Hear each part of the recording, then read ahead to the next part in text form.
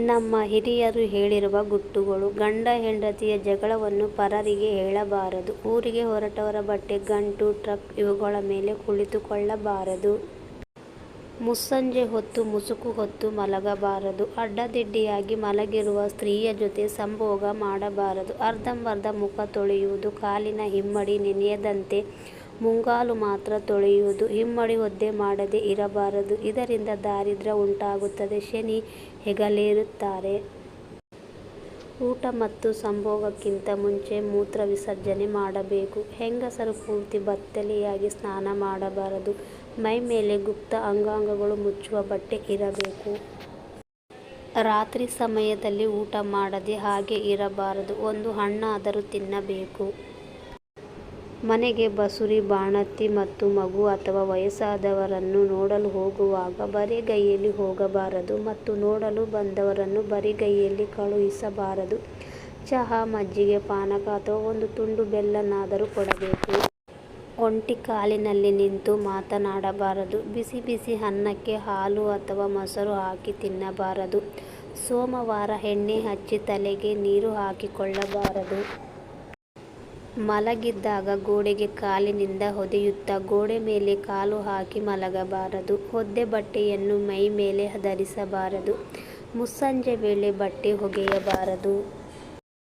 ಕಾಲಿನಿಂದ ತೊಟ್ಟಿಲನ್ನು ಹೊದೆಯಬಾರದು ಅಥವಾ ತೊಟ್ಟಿಲನ್ನು ತೂಗಬಾರದು. ಮನೆಯ ಹೊಸ್ತಿಲು ಮೇಲೆ ಕೂರಬಾರದು.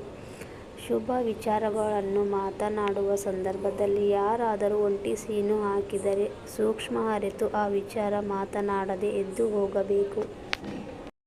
ಊಟದ ಮಧ್ಯೆ ಅರ್ಧಕ್ಕೆ ಬಿಟ್ಟು ಹೇಳಬಾರದು. ಕಸಪುರಕ್ಕೆ ಚಪ್ಪಲಿ ಇದನ್ನು ತಲೆ ಕೆಳಗಾಗಿ ಇಡಬಾರದು. ಏಣಿಯನ್ನು ಉದ್ದಕ್ಕೆ ಮಲಗಿಸಬಾರದು. ಸಂಜೆ ಹೊತ್ತು ಮುಂಬಾಗಿಲು ಹಿಂಬಾಗಿಲು ತೆರೆದು ಕಸ ಗುಡಿಸಿ ನಂತರ ದೀಪ ಹಚ್ಚಬೇಕು. ಮಾಡಿದ ಅಡುಗೆಗೆ ಒಗ್ಗರಣೆ ಹಾಕದೆ ಗಂಡಸರಿಗೆ ಬಡಿಸಬಾರದು.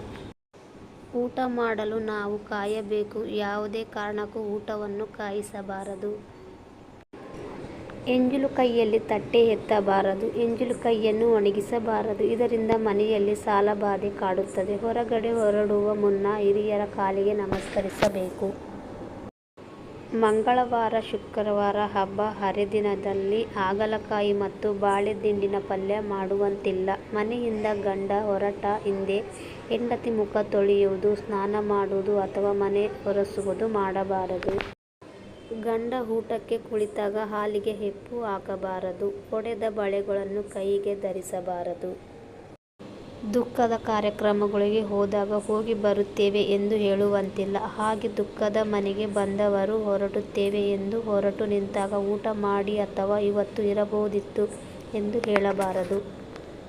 ಹೀಗೆ ನಮ್ಮ ಹಿರಿಯರು ದಿನನಿತ್ಯ ಮಾಡುವ ಕೆಲಸ ಕಾರ್ಯಗಳು ಅಥವಾ ಆಚಾರ ವಿಚಾರ ನಡೆ ನುಡಿ ಇವುಗಳನ್ನು ನಿಗಾ ವಹಿಸಿ ತಿದ್ದಿ ಮಾಡಿಸುತ್ತಿದ್ದರು. ಜೀವನದ ನಿಯಮಾವಳಿಗಳನ್ನು ಹೇಳುತ್ತಿದ್ದರು. ಸ್ನೇಹಿತರೆ, ಇವತ್ತಿನ ವಿಡಿಯೋ ನಿಮಗೆ ಇಷ್ಟವಾದರೆ ಲೈಕ್ ಮಾಡುವುದನ್ನು ಖಂಡಿತ ಮರೆಯಬೇಡಿ. ಈ ವಿಡಿಯೋನ ನಿಮ್ಮ ಫ್ರೆಂಡ್ಸ್ ಫ್ಯಾಮಿಲಿಗೆ ಕೂಡ ಶೇರ್ ಮಾಡಿ. ಹಾಗೆ ತಪ್ಪದೆ ನಮ್ಮ ಚಾನಲನ್ನು ಸಬ್ಸ್ಕ್ರೈಬ್ ಮಾಡಿ. ಧನ್ಯವಾದಗಳು.